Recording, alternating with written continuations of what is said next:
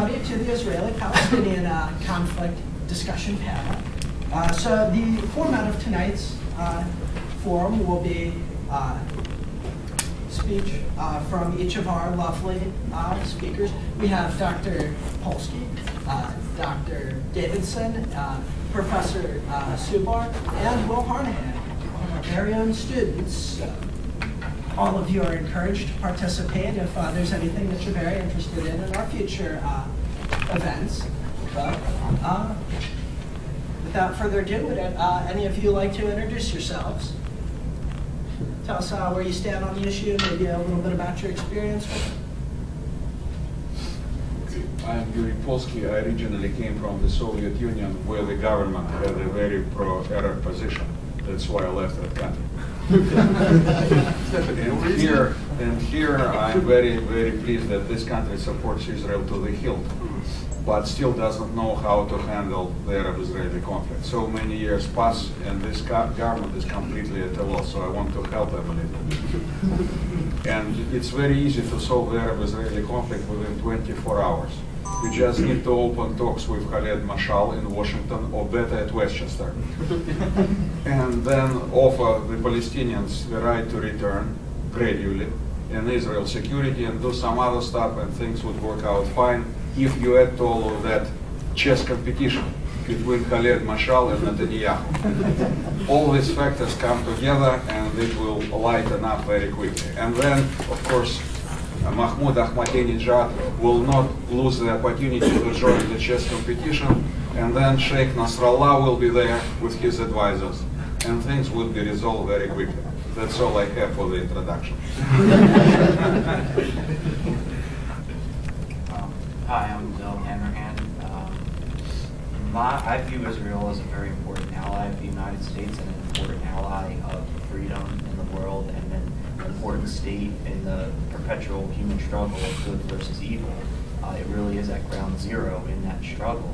The Middle East is not a very good place. The countries there are not free. They're very tyrannical, a lot of oppression. Just look at what's going on in Syria. In the latest news I read that people were being tortured in the hospitals. And so of course I could go on and on about the Middle East. We saw what happened in Egypt, and you see what happens in Iran to people. So, I don't want to go on with that, but Israel's a very small country in the Middle East. It doesn't take up much space. Meanwhile, countries like Iran, Saudi Arabia, Syria, they all, well, Syria's kind of small, but they all take up a lot more space. So Israel's a very small percentage of the Middle East. Yet it is the constant target of hatred from just about every Arab country, and also what I guess I would call the intellectual left in Western civilization, whether that be Western Europe or the United States.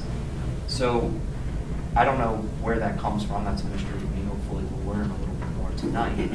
But basically I will be arguing in support of Israel. I don't unconditionally support Israel, but I do support them. They are the only democracy in the Middle East, and beyond that, they're the only place in the Middle East where women have equal rights, where religious minorities have equal rights. And I mean, if you really want to get down to it, they're the only place in the Middle East where Arab Muslims have full civil rights, because Arab Muslims in Syria and Iran and Saudi Arabia, women in those countries, Muslim women, certainly don't have the rights that they enjoy in Israel. So it's just a good place for everybody, and the Middle East should be more like it.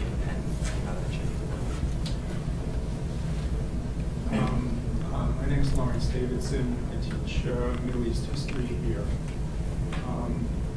I have traveled repeatedly in the Middle East, both in the Arab countries and in Iran.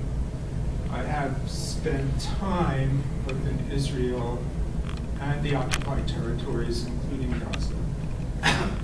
I've lived among both the Israelis and the Palestinians. And my experience is that Israel is not a very nice place, that there is systematic discrimination in Israel against non-Jews, whether they're Palestinians or anybody else. and that there is a persistent, planned, conscious effort to absorb all of Palestine, or certainly most of Palestine, into a Jewish state. And what a Jewish state means, in this case, Zionist state, it means a state that is designed first and foremost for one religiously, ethnically, again, they think themselves as ethnic, but let's say religiously, one religiously designed nationality or national entity. You cannot do that, whether you're Jewish or Muslim or Zoroastrian or Hindu or whatever. You cannot do that. Design a state for one particular group, however you want to define it, and not discriminate against other minority groups. And that's essentially what we've got. We've got in Israel a state which has evolved more and more towards exclusion, not inclusion, and essentially is now a racist place. It's a racist state. And in the process, the Zionists, by creating this entity, has come very, very close to destroying at least the progressive aspects of the Jewish religion. So the crime here, if you want to put it that way, or the sin, is multiple. It's a sin against the Palestinians. It's a sin against the Jews. And it's a sin against democracy, if you will, where the concept of inclusion and tolerance, and essentially that's ground zero for your good and evil.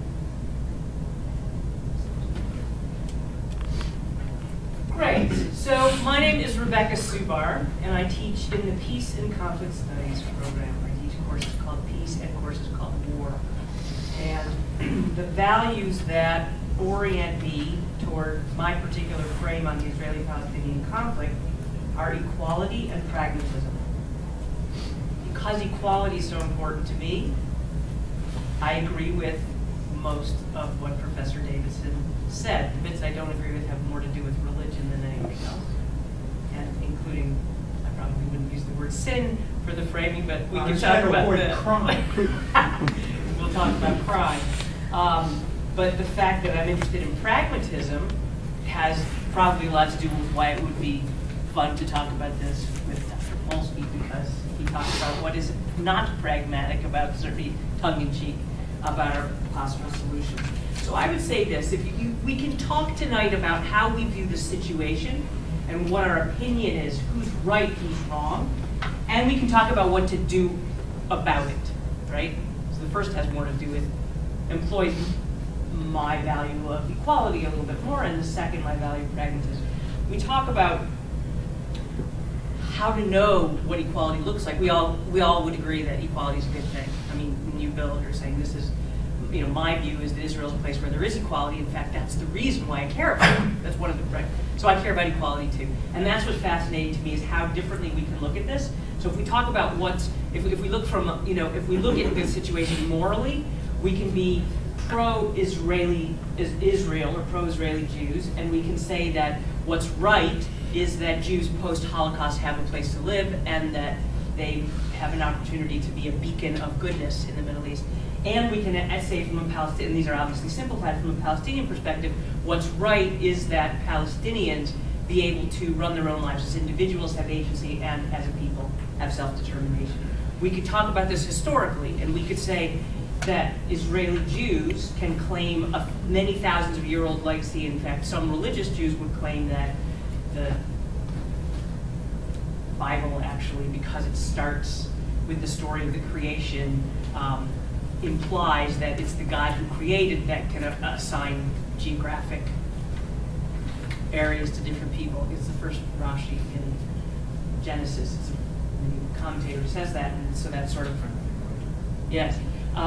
And so, but from a Palestinian perspective, historically fair might be, we have lived, my family has lived on this land, or the land a few kilometers away that I was thrown out of in 1947, 48, 49, or perhaps 67, because Israeli Jews occupied this land, and so we want to go back home.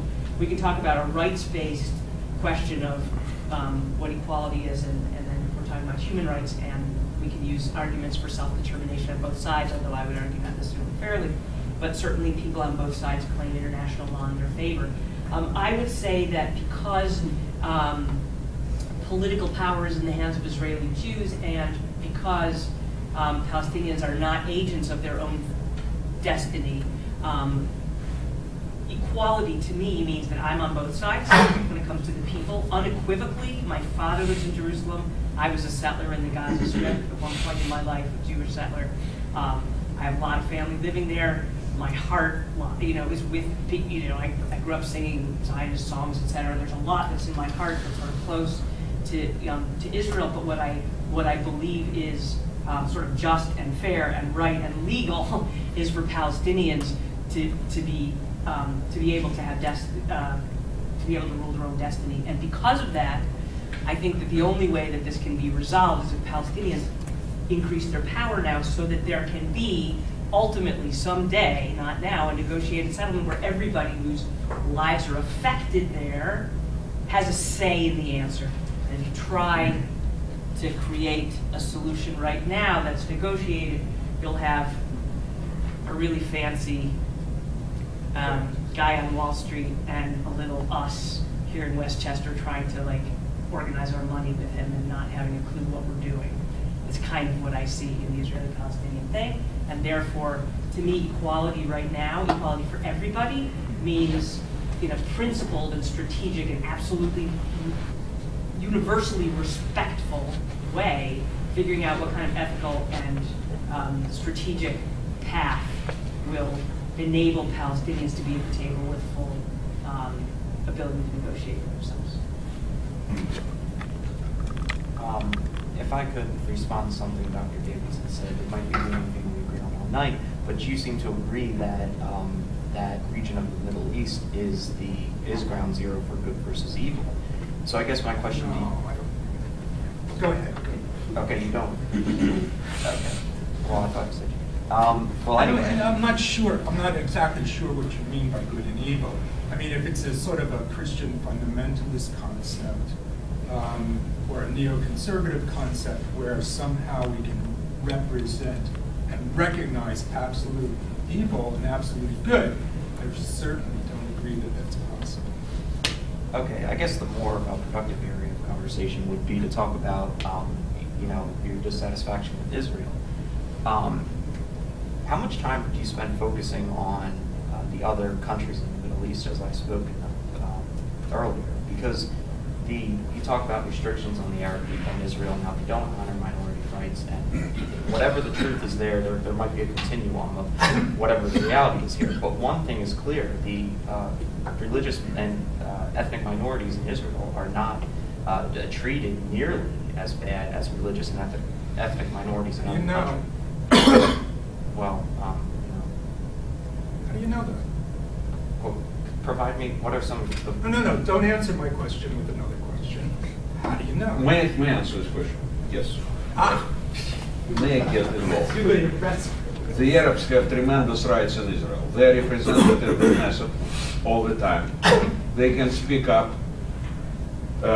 They have good positions in various fields of life. And the most prestigious area where they have tremendous salience, soccer. In the fantastic match against Ireland, the Arabs players scored the decisive goal, and Israel appreciated that enormously. But to be more serious, the Arabs have the right to leave Israel and go back, to fight for their rights, to have their own newspapers, mass media, and also to interact with certain Israeli circles that support them to the hilt, like Yossi Beilin. So that's tremendous opportunity that the Arabs have, and minorities in other Arab countries do not have that. Yes, I think you're exaggerating.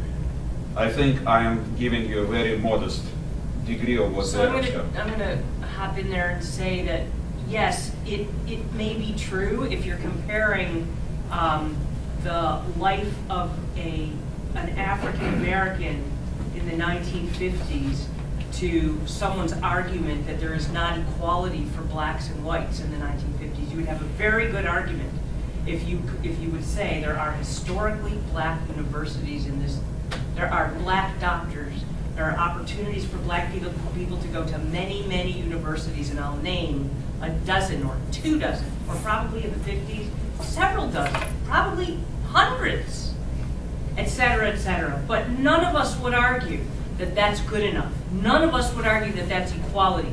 We would argue that that's better than nothing, but better than nothing has very little to do, from my perspective, with fairness, justice, equality, and what's right.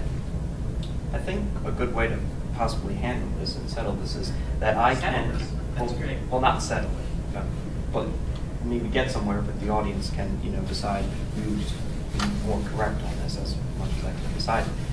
I think what we should do is I should, present a few examples of governments in other Arab countries and what they do to religious minorities, and then Dr. Davidson can present examples that come anywhere near that in Israel. Only he Bill, won't be able to do you're that. changing the terms of the discussion from which countries in the Middle East are worst to Arabs or Muslims, which is an interesting conversation, but a different one from how do the people on this panel view what's right and what's not and what might be done with Israel, Palestine, or Israelis and Palestinians. So I think you're asking an interesting question, but I feel like it would derail the conversation by changing the subject. When you say a democracy, let us have an argument and a debate about whether there's a democracy, not about whether it's worse for you. Look.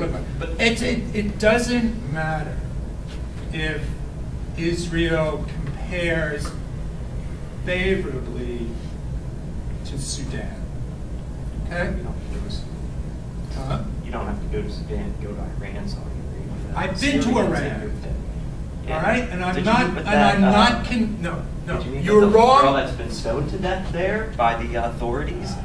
Did you meet with the pastor who's been condemned to death for converting from Islam to a Christian? Did you meet with those people and the other examples of that? Look. Yeah, I can can answer make the United States look like hell on earth Oh, I'm sure you for will. women by simply concentrating on spousal abuse. The point is, the largest Jewish community, and this is all I'm going to say but I'm talking about government abuse. Shush! Let me finish. The largest Jewish community in the Middle East is in Iran. And that community has fairly well-established liberties and freedoms. All right? Now, the point I'm trying to make is that it doesn't matter if Israel compares favorably to Sudan, or even to your image of Iran.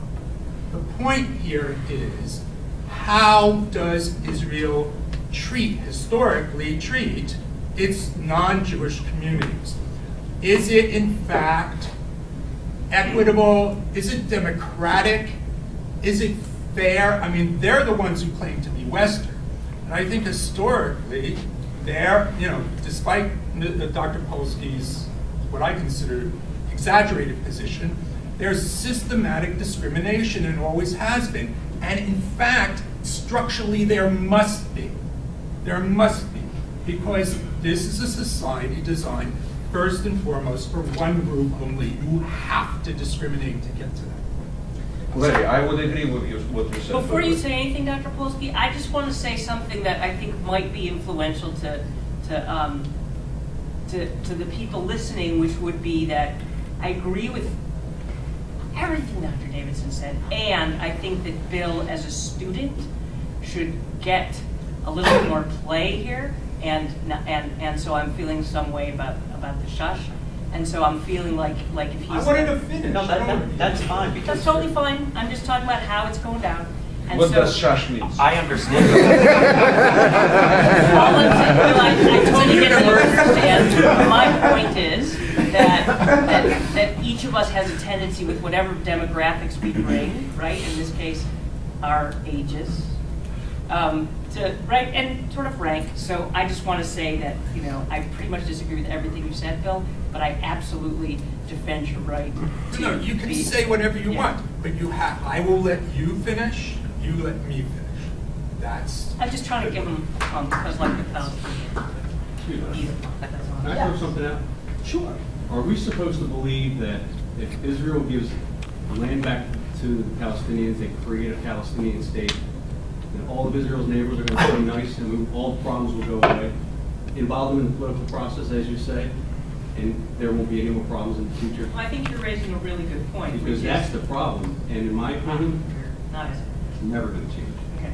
So I'm interested in Until your Israel is gone, as they want, as long as that is their goal, we can go around and around. No, wait. And let me jump So in if I real understand what quick. you're saying, you're saying that you believe that even if all of the parties in the region were party to some kind of a negotiated settlement, there actually would never be a resolution because fundamentally the interests of the non-Israeli states is nefarious. It is fundamentally, is that what you're saying? They want to see the destruction of Israel. So- They not only say yeah. that, they believe that. Right. So I know That's not everybody gonna wants to change. say something. So I'm going to respond to that by saying, my experience as a person who's lived on both sides of this conflict very concretely, right? So I was a religious Jew, and my family still is, and I have a lot of empathy for a Zionist perspective, a settler perspective, an Israeli Jewish perspective. I don't think those people are crazy. I disagree with them, but they're my blood and my family. So I have a lot of compassion for that perspective. I disagree with it thoroughly because experiences that I've had in my life and what I've learned and what I've seen tells me that the limits of the frame that I had before were so stark. And most of us reading the paper and reading, getting mainstream messages in this country, I have a privilege in that I'm Jewish, so that when I want to explore possibilities, like maybe, even though I believe my family's so good, we can never be part of a project that's so damaging to other people, when I actually am capable of imagining that we're not necessarily better than other people, but we're fallible too, I realize how much distance I had to traverse to believe that, how difficult it feels to me sometimes like the ground beneath my feet is missing because everything I was raised to feel and believe is no longer there. And I totally get that it's very difficult to imagine that in fact the fundamental interests of all of the countries in the Middle East around Israel are not to throw Israel into the sea. There are terrible things that governments say, but there is no part of me that believes that most people, including my Palestinian colleagues, comrades, friends, these are people whose homes I've been in, whose work I've shared, and people I love, just like my father, who lives right a few kilometers from them. To me, they're not worse people. And the only way to really argue that their fundamental beliefs are in the destruction of another people is to believe that they're somehow or other morally different from us. I'm And I not don't talking think about that's the the people, case. I'm talking about the government. Yeah, well, the I'm sure governments there's a- change all the time. I'm sure there are a lot of people in Iran that don't want any of these issues. or Well, we'll problems. talk about Iran. I've taken a lot of space, and I'd like to talk about Iran. But if you want to talk about specific governments, that would be great. And Iran's a wonderful place to start. But I'll let other people. Let me jump in. I'm just going to read something from the charter of Hamas in the preamble. Israel will exist and will continue to exist until Islam will obliterate it, just as it obliterated others before it. This is the people we're dealing with. The Palestinians elected Hamas. They support Hamas, not all of them, but certainly a disturbingly large percentage. And these are people that are committed to the destruction of Israel, and they're committed to the destruction of the Jewish people. They're committed to taking over the world and installing their brand of what would be an Islamic theocracy with Sharia law. And I mean, some people might dispute that, but it's all over unless they're calling them liars, which might be a good first step to criticizing them. But this is what they want to do. And so I think that's very important, the issue that you raised. It doesn't matter what Israel does. Sometimes I don't agree with Israel, but ultimately it doesn't matter, because no matter what Israel does, they're dealing with people who want them killed, who do not want peace. They want death, they want destruction, they want carnage. That's what they want, and there's really no question about that. And Israel wants, for example, Israel does not target Palestinian civilians. They don't want that. They don't want Palestinian civilians to be killed. Palestinians almost exclusively, mostly target Israeli civilians and the Israeli military. I mean, they crossed over and kidnapped that soldier, so they play dirty even when they're attacking the military. And, so actually what Palestinians do, and this is left-wing, human rights group criticize the Palestinians for this too. They will purposefully, or the Palestinian terrorist, Hamas, will purposefully go into a very very densely populated area with civilians and fire their rockets over at Israel. That way, when Israel responds with an attack, and they absolutely have the right to do that, then innocent Palestinian civilian children die. And the Palestinian terrorists that do that purposefully, they want that to happen because they don't care about anybody. And because then they can be like, oh, look, Israel's killing our children and everything. So that's how it works. So it's a very good question. Yes, Larry raised a very accurate point that Israel structured the way that Jews have advantages. No doubt about that. So all what you said, I agree completely, but I will not use the word racism here. Absolutely. That is less than racism. The Jews have advantages. And the Arabs could fight with that through a concerted effort, including using Israeli rules and regulations, and first of all, of course, the influence of the Arab countries. If the Arab countries recognize Israel and establish full diplomatic relations with Israel, accepted Israel as an equal, the Arabs would have far more rights and would work towards the goals that you identified. And I think it's quite possible and it will happen. The Arab League twice in 2008 and then again, or 2002 and then again in 2008, offered Israel full recognition and full trade and all of that sort of stuff. All they had to do was go back to the 67 border, and they refused. I think that there is good evidence that the Arabs do not want to, well, let's put it this way, that they have given up the goal of the destruction of Israel. I'm not saying that there aren't Arabs who would like to destroy Israel. There certainly are. But I think it's been proven pretty conclusively to the Arabs, and I think they've accepted this, that they can't. They simply can't do it. And Israel doesn't have to worry about, essentially, the goodwill of the Arabs because they can defend themselves. Right? So I don't think the issue, I don't think we have to wait here until all the Arabs see the light and accept Israel. I don't think we have to wait for Hamas to change its charter or anything like that. The Israelis can handle it. They can defend their borders, and that means that when the Arab League makes these proposals, it's the Israeli move. It's their move. And so they can decide what they want. Do they want peace with the 67 border, or do they want the land?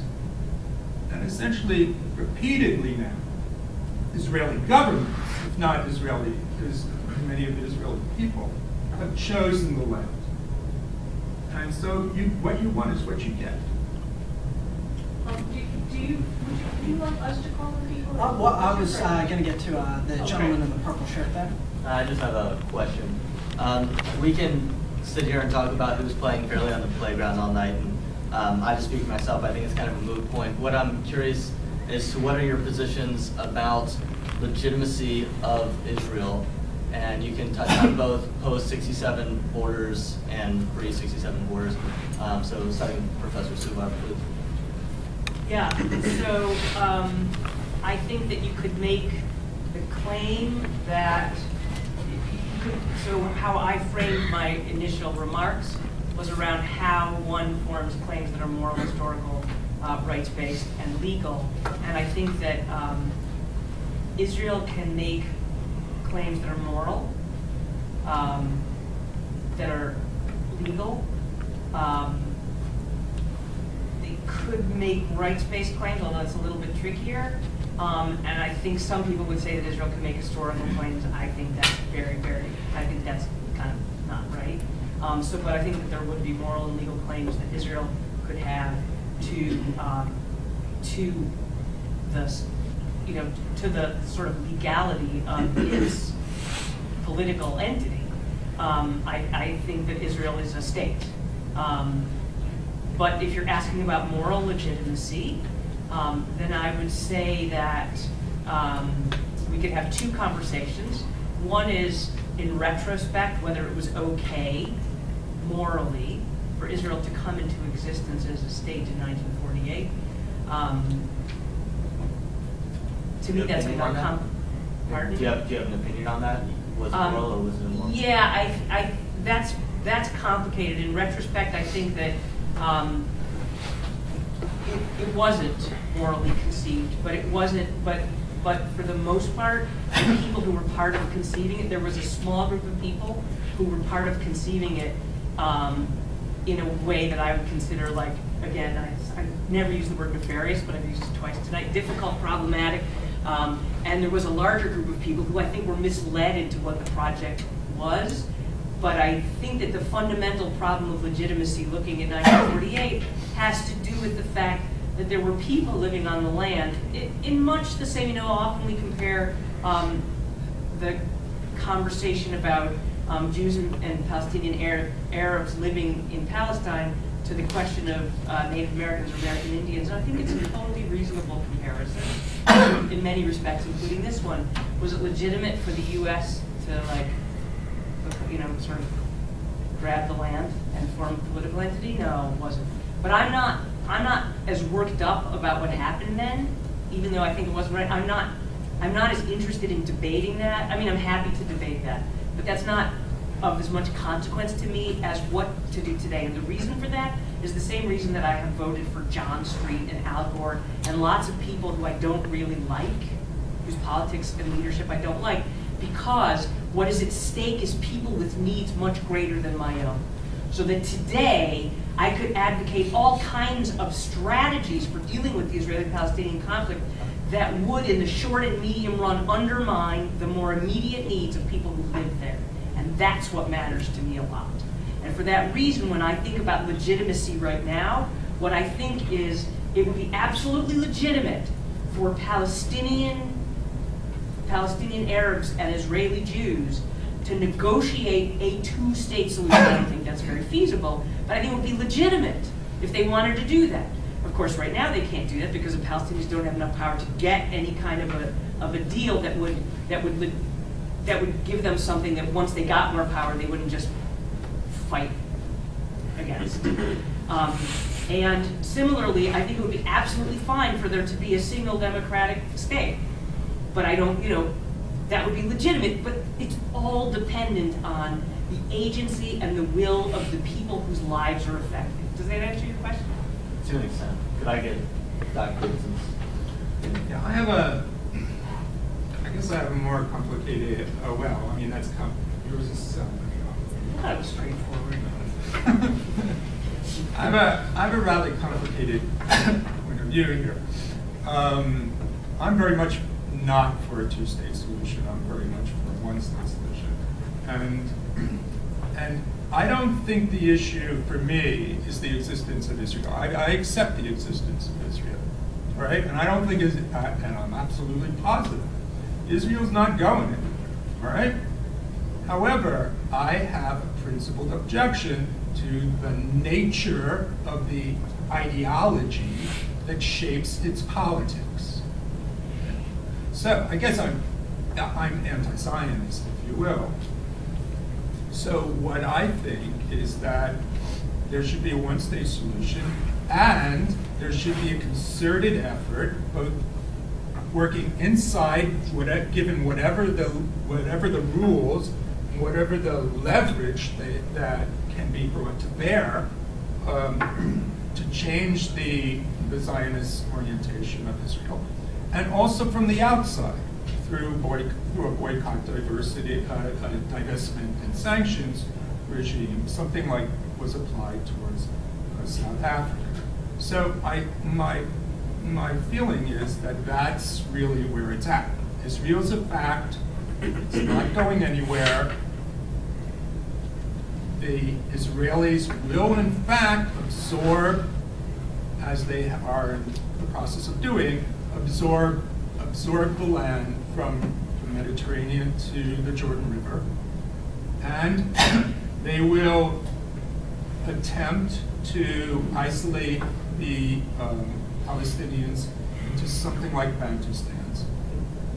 And the only way really to combat that is from the outside. And I think that it will be combated from the outside. I think eventually the United States will not support Israel to the hilt, as Dr. Polsky puts it. And eventually things will change, hopefully in my lifetime. So that's my position. Well, I fortunately don't think I think Israel and the United States relationship is at a low point now. I don't think it's unlikely we're going to get another administration that is more hostile to Israel than the one we have now. So I would have to disagree with that. Now, on the question you asked, there's obviously both peoples have a claim to the land, a historical claim going back thousands of years. So I think the question is the here and now, and I'm not going to say it was completely fair what happened to the people who were there when the state of Israel was created. Those people weren't involved with the injustices necessarily against Israel. So, it's not that it was completely fair and kosher, pardon the pun, but but I think, look, overall, so we're where we're at today, and I think the question is we need to look at is the situation today, where does that come from? So Israel was created in 1948, and since then there's been constant conflict with their Arab neighbors, with the Palestinians. So for the same land, and it seems odd, but the reason why they're fighting over, there's plenty of land in the Middle East. The reason why they're fighting over that land is Jerusalem. They both, the Palestinians and the Israelis both have religious ties to Jerusalem. So there's no doubt that there is. I wouldn't compare it to the American Indians, because what we did to them, it was really like they were here, we just came over and decimated them. Whereas with this piece of land, there's a shared bond. They're both bound to it in that historical context, whereas we weren't here. So it's not like that. I think that the solution that is proposed, that they merge into one state, is bad, because simply put, that Israelis will be outbabied by Palestinians, and if they have a democracy, they'll vote in Sharia law and just Muslim Brotherhood like they did in Egypt. That's just what will happen. That's how it goes. Unfortunate reality. And one thing I'd like to ask is, Israel has nukes. Well, everybody kind of knows they do. So my question is, if Israel's even a fraction as bad as some individuals would like us to think, why in the world is there still an Arab world? Why is there an Iran? Why is there a Syria? Why is there Palestinians? Think what would happen if the other side had access to a nuclear bomb. There would be no Israel. And so I think when you look at kind of it in this way, you can judge the motives of each side. Now, the fact that, Dr. Davidson seems to be saying that the fact that the Arabs, they're not necessarily wanting to, get rid of Israel because they don't think that's a feasible goal.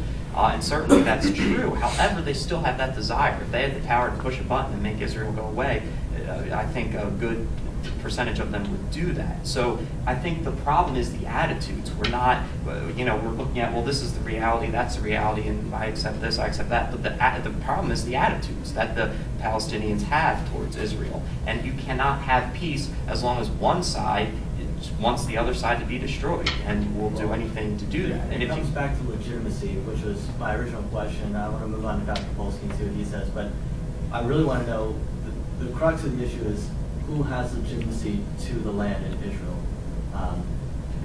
Does no one have an actual claim? Or that's a different question than you asked initially that I understood. Okay, legitimacy is a question of the legitimacy to the land.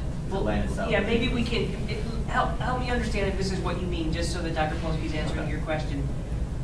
Can we just get rid of the word legitimacy for a minute and just say a legitimate claim to the land? Exactly. Is that what you mean? That's fine. Okay, that's a separate question, so thanks. So I would just say, just to answer your question real quickly, is I'd say they both do. It's a joint claim. Yes, in accordance with traditional evaluation, Israel has no legitimacy because there were very few Jews, if any, when the Zionist movement started. So why did these people come over there? Rationally, there is no way to prove that. Nevertheless, the United Nations accepted Israel, so that gives legitimacy, because the United Nations is the central organization. Big powers, the General Assembly accepted Israel. There is a big contradiction here, and there is no way to resolve that. Tremendous contradiction, huge puzzle, and the question is very controversial. That's what the Arabs insisted on all along, that Israel has no legitimacy. This country is based on a religious legend that has no foundation. Modern Jews has nothing to do with Israel. These are the people who came from Turkic area. That's what they're saying. But now it becomes absolutely pointless. Israel is there, as Dr. Davidson said, it goes nowhere. Nowhere. So there is no need to discuss that. Israel is there. But I have the solution for the Arab-Israeli conflict that could be achieved quickly and decisively. You need to figure out a conflict. Chess match? A chess? That's the final touch. Sorry, go ahead. Before that, some measures should be implemented. First of all, by the government in Washington, which does absolutely nothing. It's a group of people who don't know what they're doing, including our beloved President Obama. He's completely in the dark. He can meet with Netanyahu, exchange kisses, they could shrug each other, but there is absolutely no action. Nothing happens. There are certain points that must be addressed. One huge point is the right of return.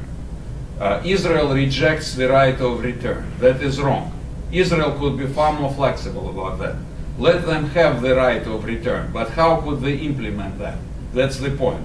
You could procrastinate it for 1,000 years. If the Palestinians are made to believe that they have the right of return, that would give tremendous strength to the peace process. That's one thing that needs to be done. Another thing is negotiations with the enemy. The United States should be far more flexible and negotiate with Hamas and with Iran. It's the key to peace. If the United States has a reasonable deal with Hezbollah, Hamas, and Iran, things could move forward quickly. The United States could send troops to Gaza and make its presence very strong, then there would be no fighting.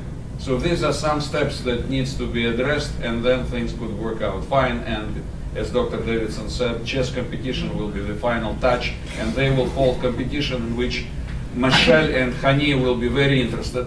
So they will pay more attention to the winning of Palestinian players over Israelis. They will be satisfied, and things would work out fine. And Iran has tremendous interest in chess. They will not stay out from it. Actually, I mean, up until the point where you said about American troops in Gaza, I mean, you're right. You're right. I'm always right.